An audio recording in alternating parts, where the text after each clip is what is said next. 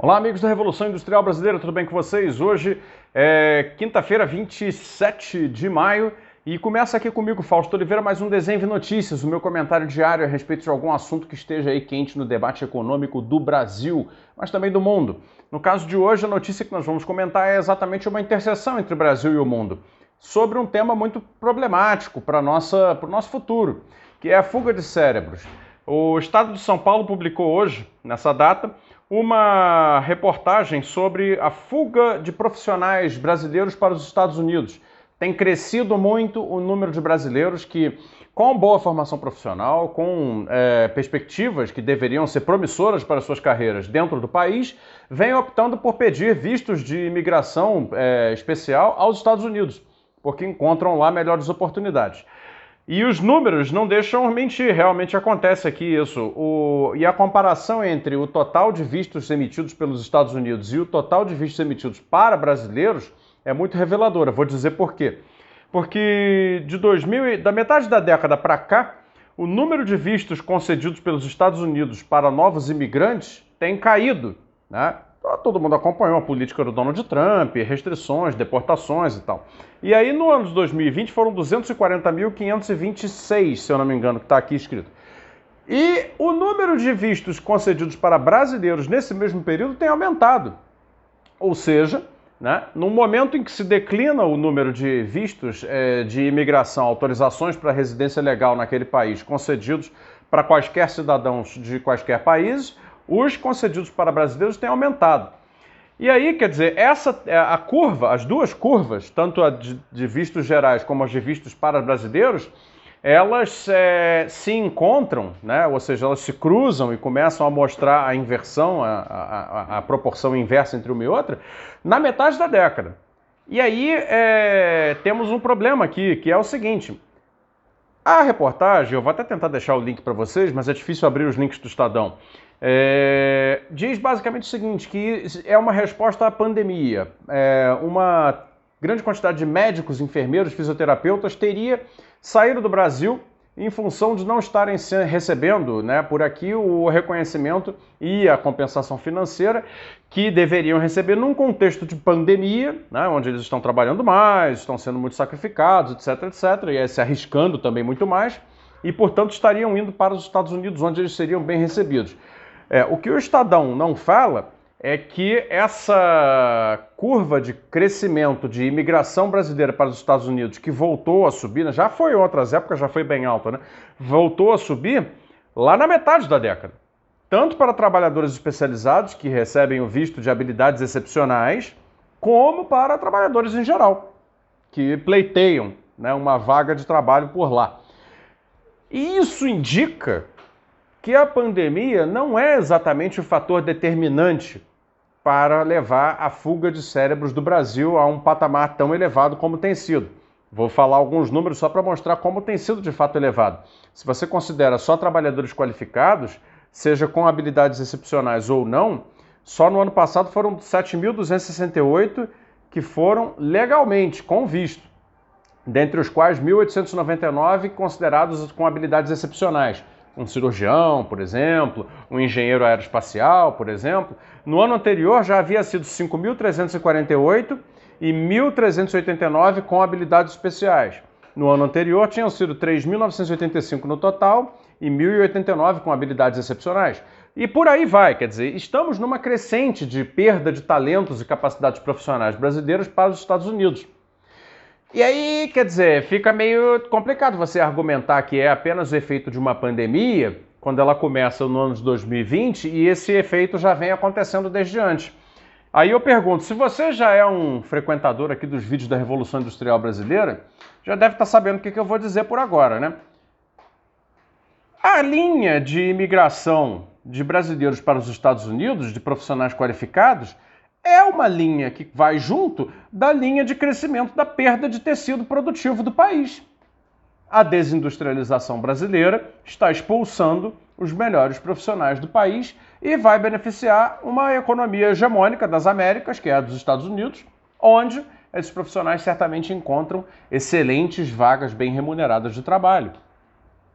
está acontecendo já, está aqui demonstrado, então, aquilo que nós sempre argumentamos que acontece regularmente quando você tem processos de decadência da estrutura produtiva de um país.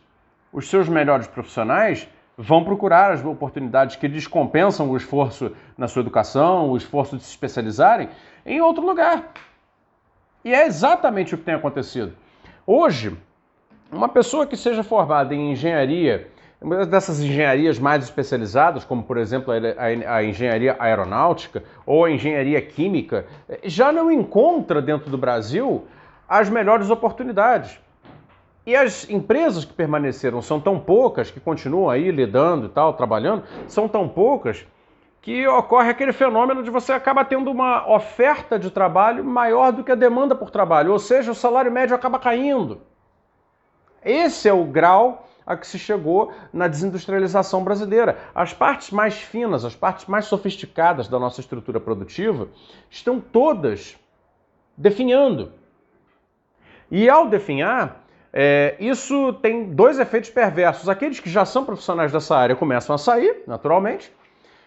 Aqueles que poderiam vir a se tornar profissionais dessas áreas não se sentem estimulados a isso e, portanto, vão fazer outras coisas. Então, por exemplo, o número de formandos em engenharia no Brasil tem caído cavalarmente. Já o número de formandos em direito, por exemplo, onde a pessoa tem uma perspectiva de trabalhar no serviço público ou de trabalhar, por exemplo, em alguma assessoria jurídica, né? Seja de banco, seja do agronegócio, seja da própria classe política, na verdade, isso tem subido. O problema é que as atividades que nós agora conhecemos como STEM, né, pela sigla STEM do inglês, o STEM, que é basicamente Science, Technology, Engineering and Mathematics, ou seja, ciência, tecnologia, engenharia e matemática, que são as áreas onde um país consegue subir a escada tecnológica e adicionar valor e produtividade à sua economia com nobreza, né? Essas áreas o Brasil já está sequer conseguindo respirar dentro delas. Temos aí nossas ilhas de excelência, ainda bem, ainda temos, mas já não são capazes de absorver a mão de obra especializada formada nas universidades. Em consequência disso, as universidades vão formando menos pessoas, porque as pessoas não encontram perspectiva. O ciclo vicioso está formado. E qual é o resultado desse ciclo vicioso de perda de estrutura produtiva no Brasil? Empobrecimento. A mesma década que expulsou os profissionais crescentemente para os Estados Unidos, os profissionais qualificados, e que, né, radicalizou a desindustrialização, é também a década em que nós tivemos, pela segunda vez em 40 anos, queda na renda per capita brasileira. Ou seja, o Brasil está financeiramente e estatisticamente comprovadamente mais pobre. As três coisas ocorrendo na mesma década. Será que isso não é sinal o bastante para que o Brasil acorde e consiga, através de um bom projeto, de uma boa política, reverter a desindustrialização? Né? Criar um sentimento de indignação contra a primariedade da economia? Isso deveria ser um sinal de alerta já bem eloquente. Mas não. O que se nota é que, por exemplo, como eu respondi recentemente aqui o vídeo resposta ao Celso Ming, do Estadão, o Celso Ming, por exemplo, que é uma voz ouvida por muita gente, elogiando a economia primária, batendo palma, fazendo não tem problema nenhum em ser um fazendão, não tem problema não, claro que não, tudo bem. Então assim, fica difícil, né? O próprio jornal onde o Celso Ming trabalha me traz uma notícia dessa, mas tenta dourar a pílula, dizer que não, foi a pandemia, então os médicos estão procurando oportunidades onde eles são mais bem remunerados, os enfermeiros e fisioterapeutas também, etc. Cara, até admito que a pandemia possa ter piorado e acelerado esse processo, mas, desculpa, o processo vem de antes. Então tá na cara que o Brasil está realmente definhando no seu tecido econômico, no seu tecido produtivo e no seu tecido profissional.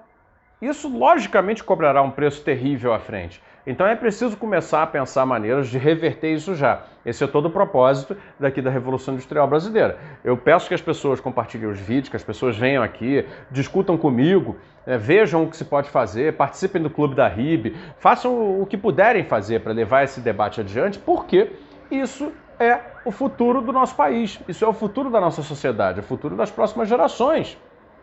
Caso a gente consiga reverter esse processo para bem, Então nós vamos ter algum bom resultado mais adiante.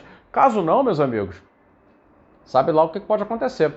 Então é isso. Desenho de Notícias termina por aqui. Eu agradeço a sua audiência. Vou voltar amanhã com mais um comentário diário a respeito de um noticiário da economia brasileira, dos nossos assuntos aqui do desenvolvimento do Brasil. Obrigado, até a próxima.